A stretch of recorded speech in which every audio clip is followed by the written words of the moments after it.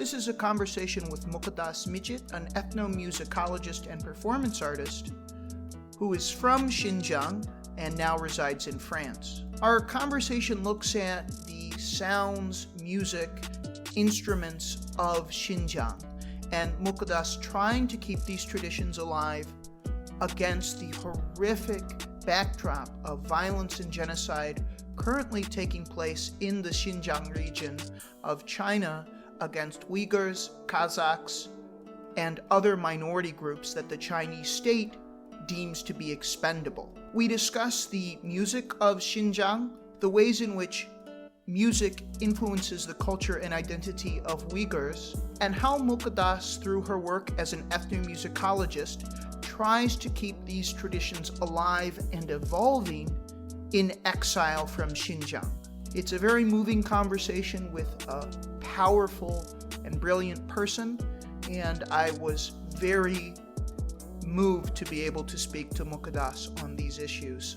For more conversations like this, you can go to our podcast, The Arts of Travel. We also have an episode with Darren Byler that explores the politics of genocide and the mechanisms of violence China uses to try and exterminate the Uyghur people. You can also go to our website, Asia Art Tours. We have interviews with figures like Ben Mock, who looks at the campaign of violence through oral history of Uyghurs describing their experience in concentration camps, and figures like Jean Bunin, whose Xinjiang Victim Database looks to document these atrocities as they happen so they cannot be erased from history. Here's my conversation now with Mukaddas Mijit on the music, sounds, instruments, and musical culture of Xinjiang, both in Xinjiang and abroad. Thank you for listening.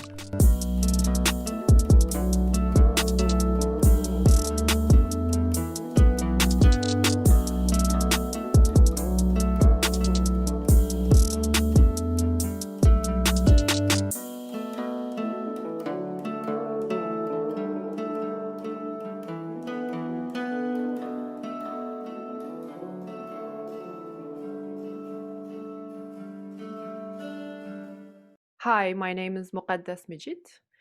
I'm a ethnomusicologist, filmmaker, and performative artist. I currently live in France, but I'm originally from Urumqi, from Uyghur region. A lot of my work is around the idea of what is Uyghur culture and how to represent Uyghur culture through art, like different kinds of art, music, dance, and visual art, and also through my researches. So it's a painful topic, but I've resolved with a melting world and a possibility of a coup in the U.S. I'm just very honest now because I don't know how much longer things will be even this level of stability, which is pretty unstable. But for the Academy, I've been very curious. I know a lot of scholarship has come out about the campaign of state violence from China towards non-Han Chinese within Xinjiang territory. And I'm wondering, for you as an ethnomusicologist who has a long sort of academic history, where is the sort of how are you trying to contribute to telling the story of of state violence, while at the same time not letting it dominate your work, dominate your scholarship? And within the Academy, how does some of that tension play out? How can we just sort of exist and do the work of scholars while still dealing with this sort of existential violence that unfortunately does hang over issues of Xinjiang, issues with Kazakhs and with Uyghurs currently? My personal history as well is shaped around how I can talk about Uyghur stories, as you said, to have legitimacy to be able to be on academia and have knowledge to present and let people know, learn about Uyghur culture. That's way it's also related to how I came to ethnomusicology. When I arrived in France in 2003, I was supposed to go on extending my musical journey. Actually, I'm a trained classical musician. I got a visa to study classical piano in France. But as soon as I arrived in France, I realized how invisible Uyghurs are. So, through some circumstances, through my encounters with people in the um world music scene, I don't like that title, but anyway, it's in some world music festivals. Some people really helped me to understand the way in which I can have a voice, I can have some tools to talk about Uyghur culture. So these encounters lead me to academia, lead me to ethnomusicology. So I dropped my plan for studying classical piano. So I went right into undergraduate studies in Paris University to start doing ethnomusicology. At that time, I didn't have any idea of what was ethnomusicology, even anthropology. I didn't have a lifetime plan for becoming an academic, but I thought that was the best way for me, at least, to talk about my culture and to let people understand my situation as a Uyghur from Uyghur region, which is a huge region actually. After years of struggle in the academia, because in France it's not, I would say it's not very easy task to study in ethnology or anthropology, especially there's a uh, huge dilemma for students from their own culture who wants to get degrees in ethnomusicology. Um, I was always confronted by some ethnomusicologists um, that people from the culture itself, they don't have enough um, distance to study or analyze their own culture. But with the years passing by, and also um, with the development of in the field, I started to understand how to create this distance, because it's also something that you can artificially create, to using ethnomusicological or anthropological tools to really dive into any cultures, even you're from that culture. So to really come back to your question, it's really recently that I started to speak against what's the violence. Also, my statue, being um, ethnomusicologist, opened up some doors for me to have a voice. People tend to turn to academics, people who has studied these culture. So it gave me a kind of platform to talk about Uyghurs, the violence, and especially what is being um, violated for Uyghurs, especially from my point of view, what is being violated, it's their free wills, their will for living like human beings, to continue, or to have a choice to continue the tradition or not, or make changes, make new tradition or make new culture.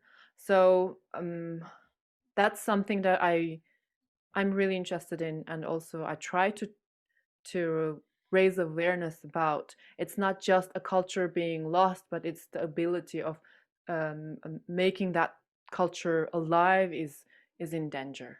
What is the sort of stress and strain that a lot of overseas Uyghurs are having to deal with in terms of even if you get out of the region of Xinjiang through scholarship, through work, what has been some of the hardship, and how has China been trying to, I guess, terrorize, haunt, bring this violence outside of the boundaries of Xinjiang? What is the sort of existential and very real dangers that Uyghurs who are overseas are facing currently, or their families are facing currently? Because I know that's talked about, but I think it always should be emphasized in any interview on the topic, and I don't hear it emphasized enough.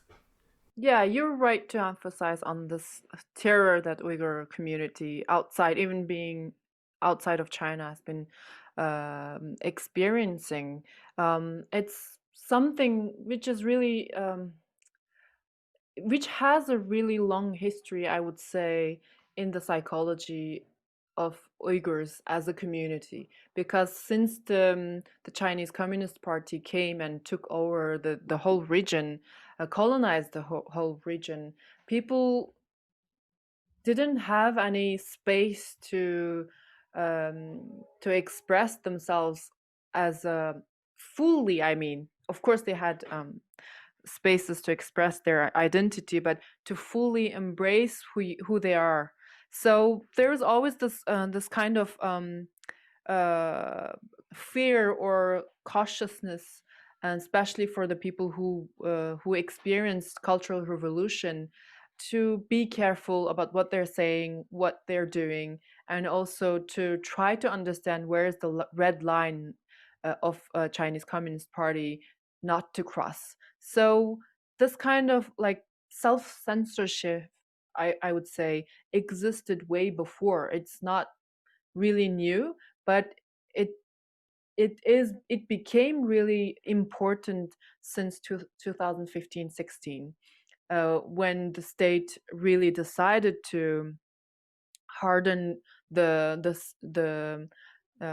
censorship, also try to erase all personal or collective liberty of Uyghurs and Kazakhs in the region. So if you look at someone, if you, I would say, if you try to understand the psychologies of Uyghurs, they have been living in a fear for so many years. And this fear, I think even the Uyghurs in the diaspora, they carried this fear with them. And with the what's happening in Uyghur region since 2016, uh, I mean, with all the communications being cut off, and all the um, like all the informations are kind of coming through in different channels, and all the horror that Uyghur community outside is hearing from all different medias. I think that fear, which that Uyghur community cultivated for so many years, became like a big monster. So, of course, there's also outside elements of that. So, the police, like local police as well, they would pressure Uyghurs outside of China to not speak up, not say anything about what's going on in Uyghur region, and they will pressure them. They will say they will put their family, loved ones, in the camps. So for Uyghurs outside, they're caught in between this kind of like uh, uh, they're torn in this kind of self censorship that they have developed over the years, and also that outside censorship coming from the region, from Chinese government. So they want to expose what's happening, but at the same time they're so feared for their family, and so they're in this like unbelievable pain. They're like they cannot really say anything about what's going on because they're feared for their families, and they know they're conscious about this kind of untouchable fear that Chinese government very viciously installed since so many years. So your work is very interesting as sort of a public figure, a public academic, and it speaks to a lot of what we'll be talking about today for Armenians. My family's Armenian Lebanese, and Armenians have a long sort of historical memory of being victims of genocide. In terms of your activism, what I found to be really interesting, and other Armenian writers have written about this, most notably Sylvia Alajaji, has sort of really emphasized in her work, look, the music of Armenians is so important because, number one, if we let our identity be defined by what the Ottoman Empire did to us, then those people essentially get to define our future. And that's not who we are. And so by talking about music, by performing music, by learning about our music, we keep our culture alive, and we keep it separate from what we had to do to survive. You're really unique in that, a lot of activists working in Xinjiang, it's very political. I'm going to write articles for The Nation, or I'm going to lobby in Washington, D.C., or to foreign governments. And you're one of the few activists, and I know there's others, and I know there's wonderful musicians we'll talk about today, but I imagine that had to be sort of a lonely or difficult or uncertain road in terms of developing how you wanted to speak out about this issue and focusing on this celebration of culture when a lot of people were just being very political, or very much just about wanting to talk in sort of the language of governments or foreign policy. Could you talk a bit about the process of how you sort of found your voice in speaking about these issues and going your own way and really trying to celebrate culture at a time when a lot of people were just focusing on the suffering? As I talked about this psychology of fear that Uyghurs been living since so many years, um, I also grew up in that kind of psychology, and I know like it's very difficult to speak up against what's the state violence and also this ongoing oppression, colonization that Chinese government tried to install in the Uyghur region. Um, but at the same time, I I came to this. Yeah, I would formulate it differently. I started to speak up, or I started to find my own way of protesting or um, raising awareness about Uyghur suffering. Um, I would say since I arrived in Europe, because then my first protest is simply just to talk about Uyghur culture, talk about the Uyghur existence. So, as I'm a trained dancer and musician, I didn't have much tools, I would say, um, better tools to talk about my culture and my music and my identity than talking about dance and music. So it's a very, as you said, a very lonely but difficult road that I I experienced, but at the same time, that lead me to understand more about my who I am through music, through dance, and that lead me also to talk and bring musicians from the region before 2016, of course. So even though we stated in the very defined political red line, we didn't say anything against Chinese government, but we always carried the Uyghur culture with us in international stages. So I think that was the beginning of my kind of speaking out, because I was trying to let the world know that we exist.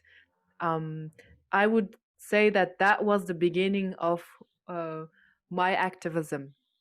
And then when the things turned really bad in 2016, I still used dance and music to speak out, because for me, that's the only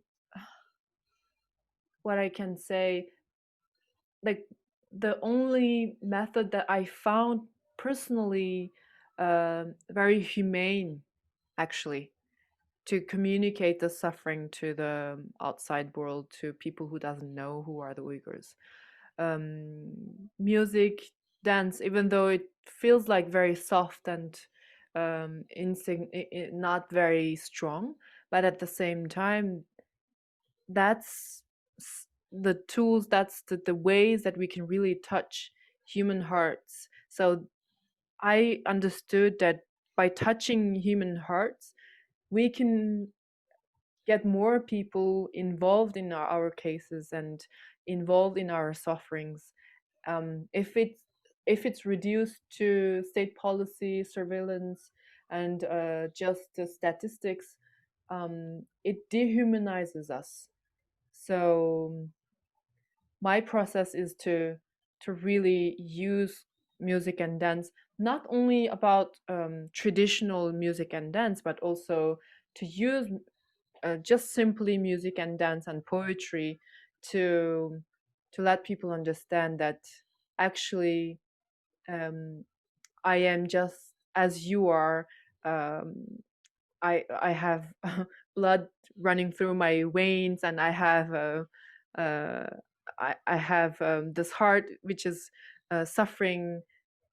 I try to let people understand that what is Uyghurs going through, it's not that strange and New York Times articles, but it's real thing which is happening to real people. Turning to your specialty, I'd like to sort of ask you, compared to Armenians, Armenians have this figure called Gomitas. Gomitas was this priest who went around both the Ottoman and the Russian portions of Armenia and sort of was able to unite and come up with distinctive traits, characteristics, instruments, structures that were the building blocks for later ethnomusicologists to say this is Armenian music. He sort of made visible what everyone already knew, but they didn't have the language to say, yes, this is the music I play as an Armenian. For Uyghur music, I've spoken to Darren Byler before, and he said earlier on, for Uyghur identity, people would think of themselves perhaps more as from Urumqi or Kashgar or Turpan. There wasn't necessarily a sense of we have a common sort of Uyghur identity. And I'm wondering for Uyghur identity currently in terms of music, are there these signature lyrics or themes or instruments or structures of Uyghur music that you could play to anyone from the Uyghur, to any Uyghur, and they'd say, yes, immediately that is Uyghur music? And if so, what are some of the things that make that special or unique or meaningful to you beyond just, your identity as someone who's a Uyghur? I can talk to people about Armenian music. It'll mean something different to me, but for people who aren't Uyghur, how do you explain, what's so special or unique or moving about this music? Speaking about the regional or um, more local identity that Uyghurs have used in the past, identifying themselves as from Urumqi or Turpan, Kashgar. That was a reality of this region, but also it was also the diversity of the region, because that allowed different region to have their own style of music. For example, for Turpan, they have their very distinguished Turpan, traditional repertoire from Turpan, for Kashgar as well, for Ghulja as well.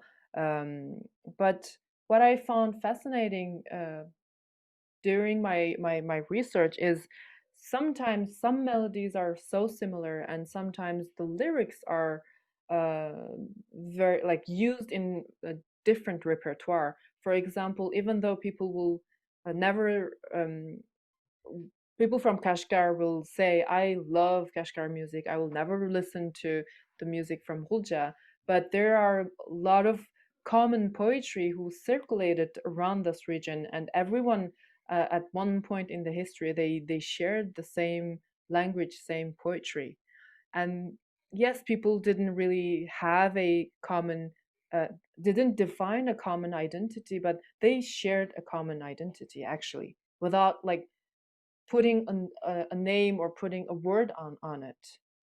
So the ethnic identities, I think it's a very recent creation. That's why there are so many problems, and even this kind of characteristic could go for the whole Central Asia, because if you travel through Central Asia, you can always find so many similarity in between Kazakh, Kyrgyz, Uzbek, and Uyghurs, and they share a common history in this region.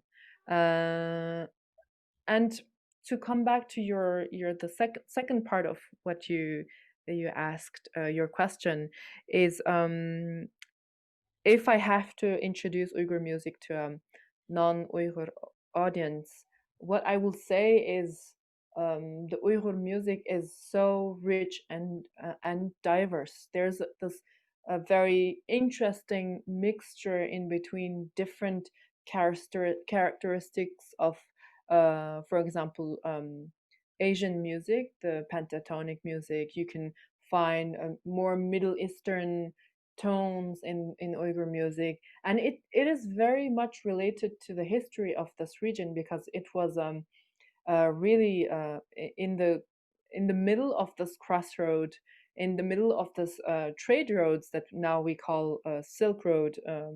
Um, but people circulated, people always traveled through these regions, and they brought their traditional musics and their music, and everyone listened to everyone's music, and that's the characteristics of Uyghur music. That's that uh, inclusiveness, that kind of how do you, that kind of uh, there's a heart of Uyghur music, but at the same time, it's the Uyghur music doesn't afraid of having other influences. That's the richness of Uyghur music, and I cannot just say there's one type of Uyghur music or one repertoire of Uyghur music. There's like there's so many different Uyghur music, and that's huge heritage actually. So, in terms of prior to large scale sort of state violence, when we're talking about the music of Xinjiang, how might I encounter it in daily life? If I'm in the morning, in the afternoon, in the evening, what is sort of music look, or for a festival or a death? What did music in everyday life look like before the large scale state surveillance and suppression? What were sort of the sounds of Xinjiang, and how might I encounter those in my daily life as a Uyghur? It changed a lot since I left Urumqi. Uh, it changed a lot since the 90s as well. But one thing is very interesting about how people lived with music in Uyghur region is, I can only speak for Uyghurs because that's the community that I know the best. I cannot really speak for Kazakhs, but I know also there are other communities like um, Tajiks or Tatars or Uzbeks. They're also very um, musically musically involved in their daily lives. But if we talk about specifically Uyghurs in Uyghur region, um, in I can very confidently say almost 90% of Uyghurs has a kind of one instrument in their home, or at least a representation of a miniature of an traditional instrument at their home. And there's there's none of the gatherings in Uyghur region could be imagined without someone playing a dutar and singing some songs. There's this tradition of listening to music, even in a very casual parties. Suddenly, someone will sing several songs with the dutar or even a guitar.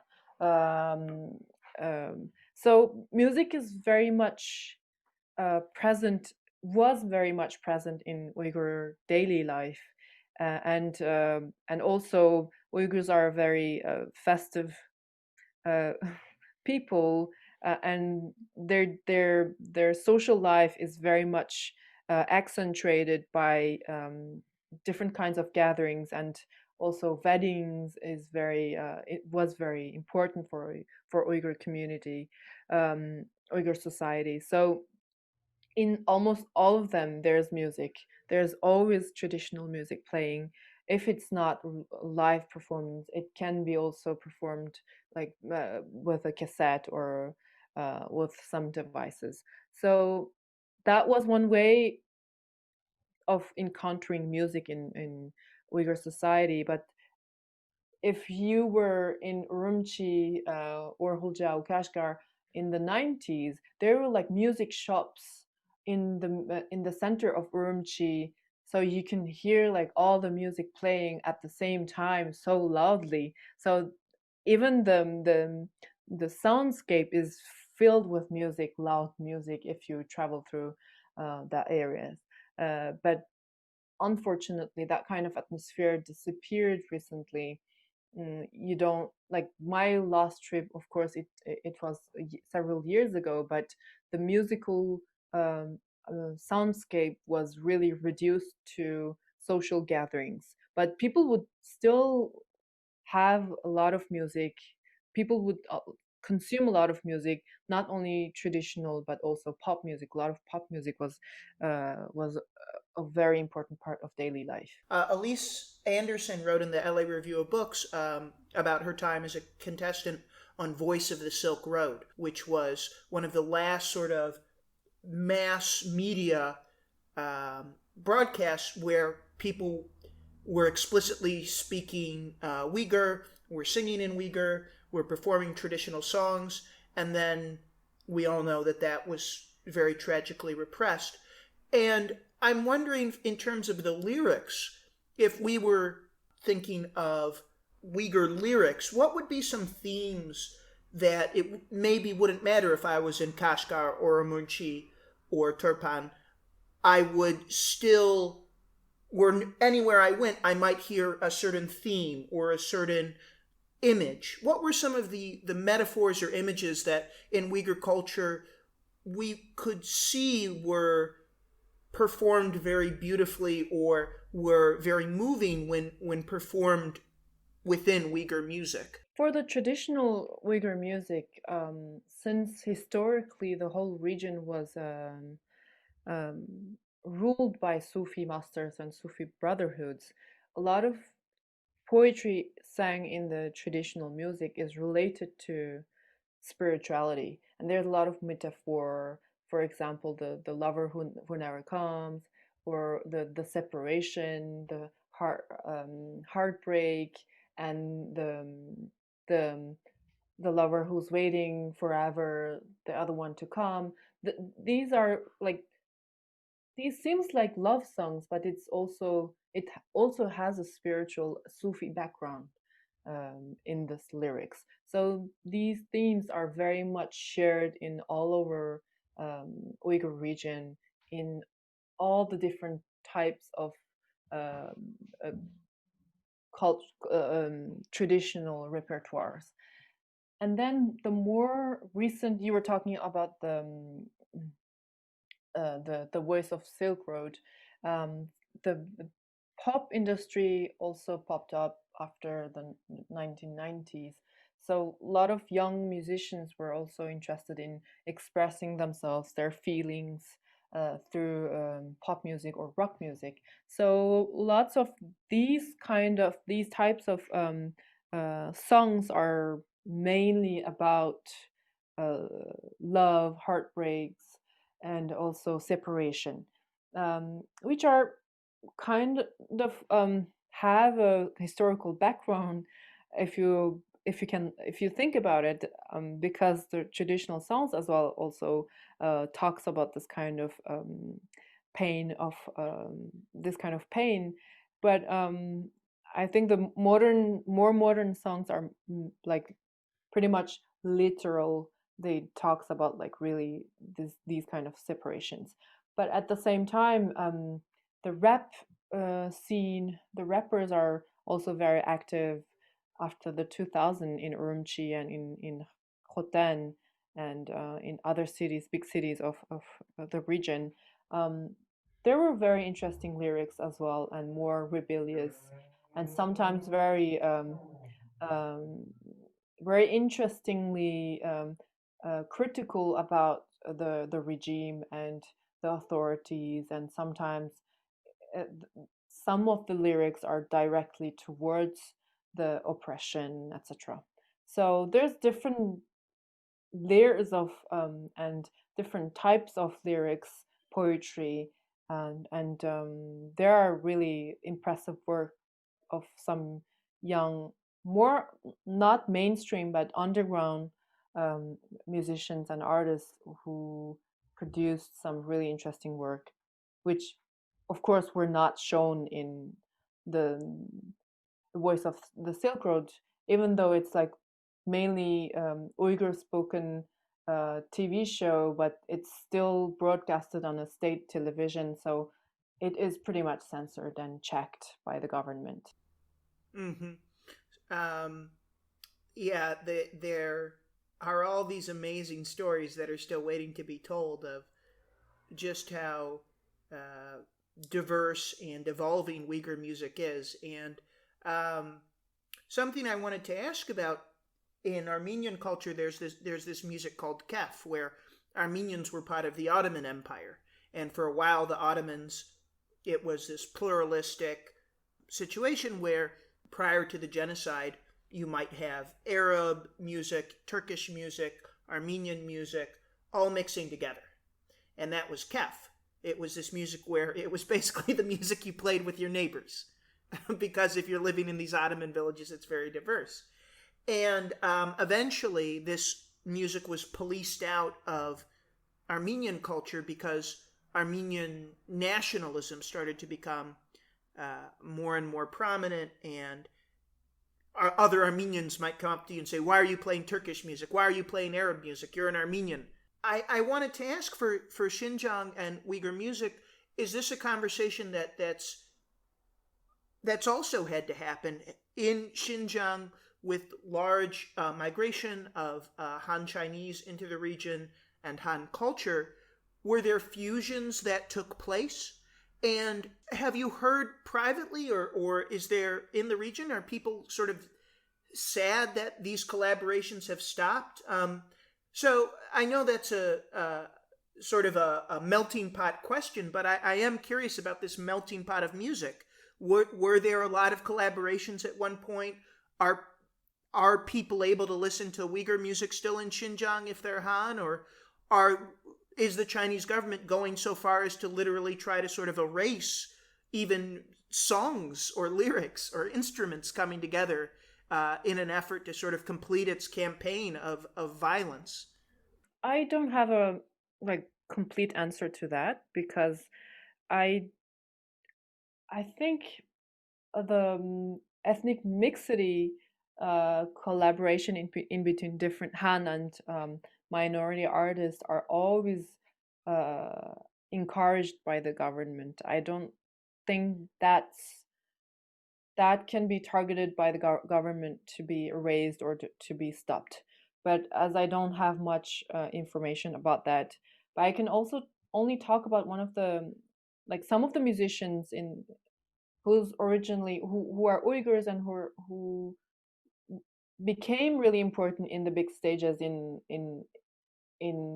mainland China in Beijing or in Shanghai. Like lots of them, they were singing in Han in Chinese um, to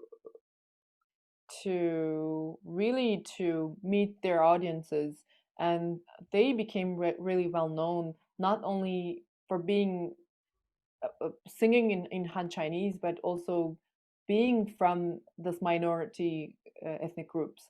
So I I don't have a very concrete answer to that, but um, I think that is not something that is dangerous or like not supported by the government. I think in the contrary, they want them to be like um, mixing with Chinese artists and doing things in Chinese. And also, I would like to say about the pop singers, and also some of the influences that Uyghur young musicians have received in the 90s. You know, like there were some rock groups like Cui Tang Chao. They were like very popular among the young Uyghur musicians who were starting to to expressing themselves on stages as a rock musician, and they always looked up to these models because of course, we had some communication with Western countries, like some we received some kind of informations from all these big countries who are advanced in pop or rock culture. But the main information or the main model that people, young, especially young musicians, can look up to, it's Han Chinese artists. So I wouldn't say this is for everyone, but for the kids who were growing up in the 90s, in the 2000s, they encounter a lot of Han pop culture, actually. So um, it is part of this um, their daily life, because all over the shops and everywhere there's this they were exposed to this culture. And some of the pop musics that the Uyghur artists are created are also very much heavily influenced by Han pop culture. um, but what is targeted, if we want to talk about what is targeted, is really something much more complex and much more Uyghur identity related, and which will reference to the history and the the the independence of Uyghur culture.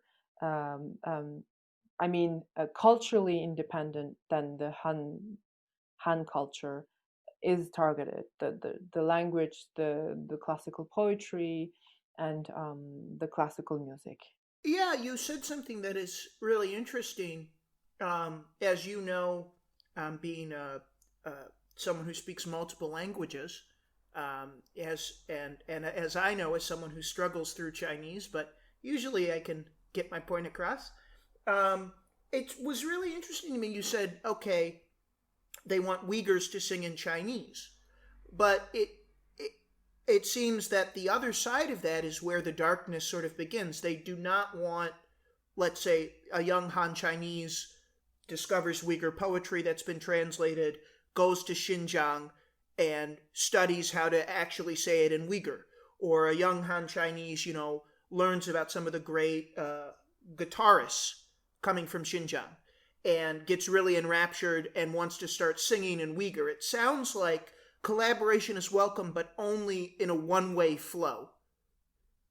Yes, exactly. It's on one side, and the government doesn't really encourage Han Chinese to really understand what is Uyghur culture and who are these people actually. So it's pretty much what they did since they colonized this region, and they want to reduce us actually to the people who dance and sing, but in a very folkloric way. So in that sense, the young Han artists, they will not find it very interesting because they will only see a very touristic and folkloric uh, expression, artistic forms of this culture, which is just a surface. It's just a deformed way of showing Uyghur culture to these young artists. So that doesn't encourage anyone to go deeper and understand truly what is behind um, this music and dance. There was this quote from China's Belgian ambassador, this guy Cao Zhongming, who tweeted out a video of hired performers wearing Uyghur dress. I used to work in Yunnan, so they would dress Han Chinese up all the time as Dai or Bai and say, oh, they're. So I don't know if these were Uyghurs actually. But in this video, it's performers. I don't know if Han or Uyghur, dancing in Xinjiang. And his tweet goes, ethnic minorities dancing in Xinjiang. Only carefree and happy people can dance so beautifully.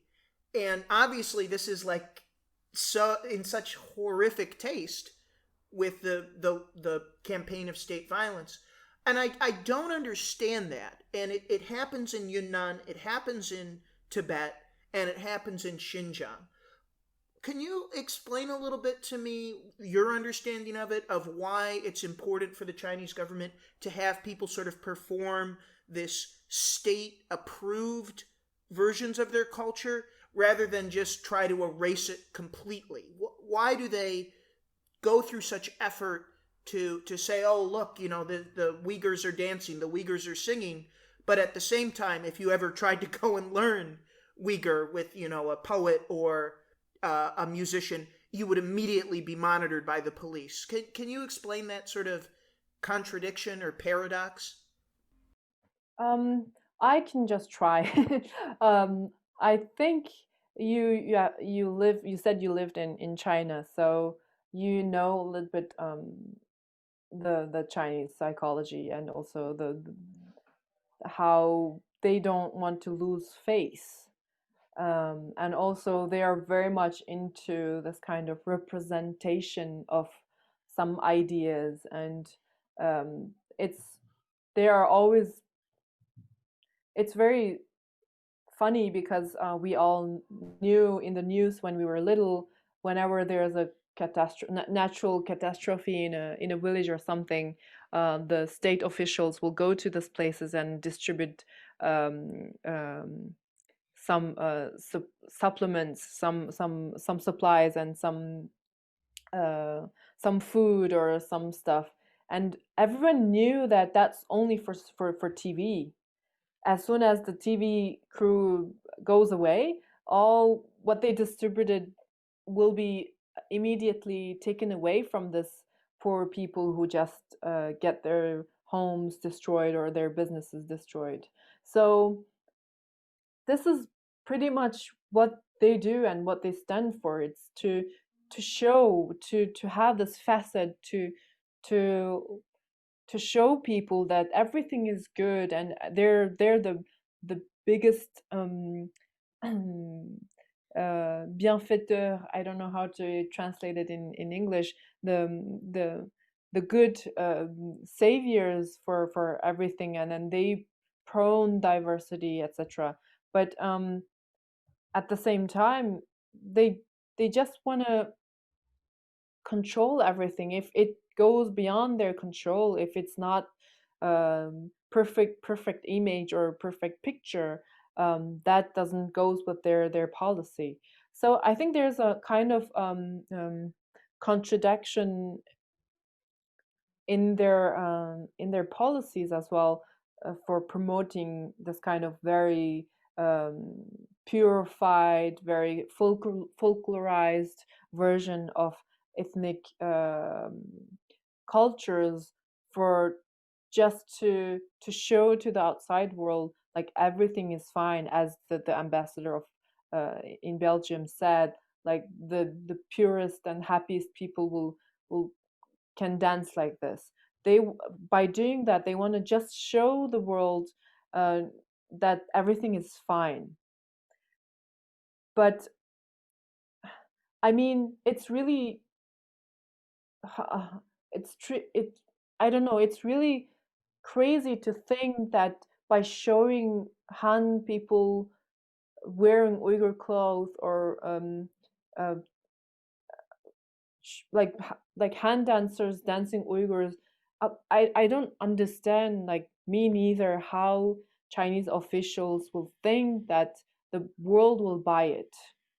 So there's a kind of a denial also from their point of view. They think by doing that they can avoid any criticism and let the world think that they're actually doing good for these ethnic minorities, which Hmm. really crazy. But living in this very complex world of all the so-called fake news, I think they just want to repeat the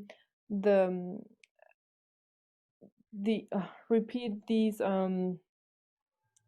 lies over and over and over again, and they're also denying that world will eventually wake up one day and see the truth, which is really very strange for me as well. How in Earth and they could really believe that their shows is will be won't be exposed completely at one point. Armenians have this really interesting experience. Most Armenians grew up in the diaspora. There's more Armenians outside of Armenia than inside.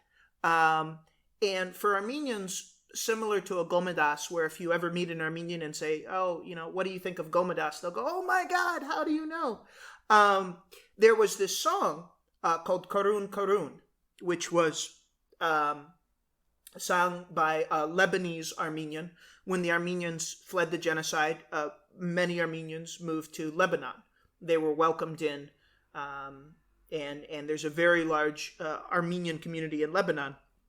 And there's all these complex issues of, am I Lebanese, am I Armenian, am I both, am I not, that Armenians are constantly very here and there in terms of who they are. But this song, Karun Karun, you can say it to probably most Armenians all over the world. They'll instantly know what you're talking about. And it was created overseas. It didn't happen in the homeland. It didn't happen in the Ottomans. It didn't happen in the country known as Armenia. It happened overseas. And it's one of the most authentic and moving pieces of Armenian sort of popular culture of a generation. And I may mispronounce this gentleman's name. This is from a Uyghur poet, Tahir Hamut Izgil, and he was interviewed. I believe that this comes from the Atlantic, and he had this to say: if future generations of Uyghurs are unable to visit their homeland, if they are unable to see their native soil, if they are unable to experience the culture in that place, it will be much more difficult for them. If the next several generations of Uyghur culture is destroyed in its homeland, it will be very difficult for Uyghurs in the diaspora to preserve it. Even in the diaspora, it may cease to exist. So I know your work is a lot about sort of celebrating Uyghur culture while being outside of Xinjiang. And I'm just wondering for you how you've sort of grappled with these questions, how the many musicians and artists that you collaborate with have grappled with these questions. For Armenians, they've been able to, you say System of a Down to anyone, they're going to know about Armenian culture. Do you have a sense of this question, at least how you've thought about it? What does it mean to be sort of writing about the homeland while not being in the homeland? And do you feel, and do other artists feel, that you need a homeland to sort of continue being Uyghur? Yeah, it's a really great question, and that's something that I try to stress in my interviews or in my work. Um, I get the concerns about the culture and the identity being destroyed in the homeland, and that being the sources of all the Uyghurs in the diaspora. But your example of Armenian community outside of Armenia and how they have been creative, how they have been creating all these like incredible artistic works since so many so many decades, which is really interesting and should be inspired should inspire the young Uyghur artists. For me, I don't actually need a homeland to be creative. I need the idea of the homeland that might motivate my creations, but I would say, of course, I don't want to say that I don't need a homeland. I just want to be clear because I don't want to get criticism for that. But I think what we are facing is very new as a diasporic community. So we are still trying to figure out how to respond to this crisis and how to find ways to be stay alive and uh, to uh, to continue to make art, make culture, to keep our culture alive. So one of my point of view, which sometimes really diverse from others, because I believe in the creativity and responding to this the idea of responding to the crisis with the creative mind. So it doesn't mean that we need to hold on to the traditional culture or identity as it was in the homeland, but I'm more interested in what can we do with all the knowledge that we have of this culture existed in the homeland, which will still have a kind of form. It's not done yet. It will still continue to exist, even this a very complex and complicated regime. But as artists being outside, what is our work and how we can find creative ways to develop and to continue creating? Because for me, a culture which doesn't create itself, it doesn't know an art form, music, dance, or whatever, an art form which doesn't know how to recreate itself, which that is that form. I mean, that's already the end of that form. So I'm not like, people who really think like me are not a lot in the Uyghur diaspora right now, because everyone is so afraid of losing this homeland, losing this traditional culture. But I think we need to be creative and we need to find ways to maintain it and to make it vivid. And because cultures are always that's that's how cultures being made and being shaped. I mean, I don't believe that if we're outside, we cannot continue that culture. There will be different, more diverse forms will come out of it, but we need to find that ways. And so a lot of our conversation today has been about, at least for me, trying to um, see the long history of being Armenian and then sort of compare that to a lot of the modern violence that Uyghurs are going through. And I think, and I've talked about this with other interviews, I'm very happy about the global wave of protests, but I think we sort of need to rethink identity in a world where everyone is sort of suffering. And I don't think that if it can be Black Lives Matter or Armenian Lives Matter or Uyghur Lives Matter, I don't think these separate spaces will ever really be able to save the world, because I think the problems we're all facing are global, and it'll need to be sort of these movements or ways where someone from Hong Kong can see themselves in someone from Thailand, who can see themselves in someone from Nigeria, who can see themselves in someone from Mexico, who can see themselves in someone from the US. And your work is really interesting in that you create a lot of spaces where everyone can sort of participate in Uyghur culture in a very inclusive way. You've worked with Lisa Ross, who's not a Uyghur, from New York, the Ida Walsh Dance Company, the Seattle Asia Art Museum. You brought Perhat Khalik to the United States to perform at that museum. And you invited, audience where there's white people, black people, indigenous people to come and sort of participate. And I'm wondering how you've come to think philosophically about this, the spaces you want to create. How do you invite people into Uyghur culture in a way that allows them to contribute while still having it remain a Uyghur art form? And do you want more collaboration where it becomes something different entirely? Could you talk a bit about those spaces that you're building and what you're hoping to accomplish in bringing all these different people into Uyghur art? I completely agree with you by saying like someone's struggle is not like it's not something else than your struggle. Like I think that the humanity is facing some kind of really critical issues all at the same time, and also like there have been a awakening of like for the Lives Matter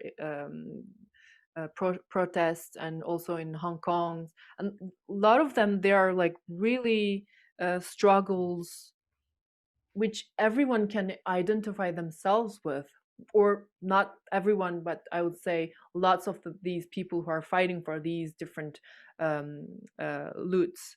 Um, I never like I cry I cried so hard when I was watching the video of George Floyd getting killed by the police, and I didn't cry because it's Black Lives Matters, but it's a human being being killed, and it's so, I mean, it's so not acceptable, and it's really a struggle that we have been facing, and it's the same thing that someone feels so powerful enough to reduce your life to nothing, and that's something that all these people in all these struggles have been living. Being an Armenian, you understand that. Being an Uyghur, I understand that. It comes back to this injustice in the end, and in an injustice is an injustice, and I mean we all have to come together. It's the same thing. It's these powerful people who wants to diminish those who doesn't have voice, or that they think they're inferior. Like they don't, I mean we all human beings, they shouldn't have this kind of categorization of some group of people are more powerful than the others. So that's, I mean that's something really enrages me, and also give me a lot of motivation when I do anything, because um whatever I do as an artist or a scholar, I try to find this connecting points with others, and to try to really um, have be in the same space, as you said. It's not only create a same space, but also in a being in a same space. A lot of my work was really was shaped because I felt is really unfair for some Uyghur musicians from Urumqi cannot perform in a big stage as someone who was born in US. So my motivation is always been like, I'm a human being as you, and I have talent, or I have something to say, and I shouldn't be discriminated because I'm from the small town, from a place that no one knows. So the space that I want to create when I collaborate with other people, or other people collaborate with me, is always to have this same equal voice. And that's something that I'm really interested in, doing work with other people, with Lisa or some other people. That I'm still, even with the pandemic, I'm working on several different projects, artistic projects. I don't want to reduce Uyghurs to this victims, but I want to to share the beauty of Uyghur culture with other artists, and to say, well, I have this material, let's create something together. So my my philosophy is, um, like cultures, language, anything that human beings are created are something that the whole humanity should get a taste of, to share. So my philosophy is, I have this background, I'm from this culture, I studied this music, dance, and the culture. I my duty and what I can do best as a human being is to share with you. So if you want to share my culture, if you want to understand me, I'm an open book, and I'm also very much eager, and I'm also very much interested in you, and I want to learn more about you. So that's the kind of space that I would like to create, and I want to question constantly to understand uh, we as human beings, and to creating a safe space for everyone, not only for this or that community, but everyone, an equal society for everyone. That's maybe it's too big, but I'm really deeply motivated by that. Well, Mukaddas, it was a pleasure. I think whenever I talk to people like you, I want to immediately go learn 10 more languages and like 5 more skills. Um, Before you leave us, I guess the last question is just, could you provide some breadcrumbs for people who are interested in our conversation? In terms of a song or an artist, could you give us sort of perhaps one band, one song, and maybe one other artist that you would recommend for people who are interested in following up this chat? And then I'll give you space just to have a final comment. But the sort of breadcrumbs, like Hansel and Gretel, or the clues for people who are interested? What would be some of the starting points for getting involved with some of these art forms of dance or poetry or music, that you could perhaps provide a specific recommendation? I would invite you to check the works, the translations that Joshua Freeman has been doing, and he speaks really well Uyghur, and also he work like his entire work. He's a researcher, and he's translating all this very interesting and powerful poetry from contemporary poets. Most of them are in concentration camps right now, but you can have a look on, just Google his name, and he has been also working uh, to raise awareness of several artists, poets like Perhat Tursun. He's a very interesting figure who writes beautiful poetry, and I think that's the way to start, because these words, these poetries are really powerful, and you have the English translation of them. So for the understanding, I think it's really interesting to have these. And if you want to have a musical recommendation, I would recommend the Ketik group. It's a rock group that I worked uh, with in between 2010 and 15. There's a documentary film that I made about them, and also there's 2 CDs that you can find in music platforms. Yeah, I think that's the recommendations that I would give to anyone who is interested in to follow up our conversation. Mukaddas, it was a pleasure. I am left wanting to change the world, but all I have is a laptop and a podcast, which is, I guess, a good incentive for any artist. Was there anything that you wanted to add? And where can people find you or your work if they'd like to learn more about you specifically? I have a very incomplete website, so you can find by Googling my name. So I put some photos and some video works that I made over the years, and also there's also some of my archival materials from my field work as an ethnomusicologist that you can find. I try to update what I'm upcoming events, but I'm like really not up to date on my website. But I have a Facebook page. I put like lots of coming events on public, and also you can find me on Instagram, YouTube. I have a YouTube channel, so you can see more about my film works.